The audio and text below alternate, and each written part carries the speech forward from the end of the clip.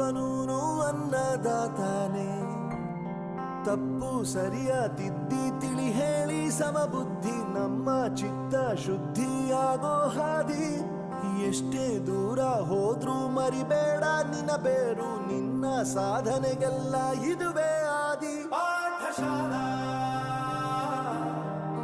Pathshala Pathshala Pathshala.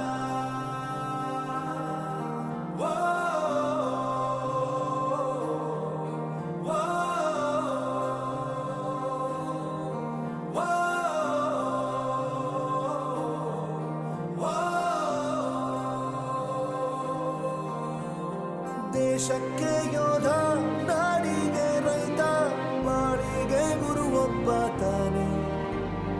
Akshara ಕಲಿಸೋ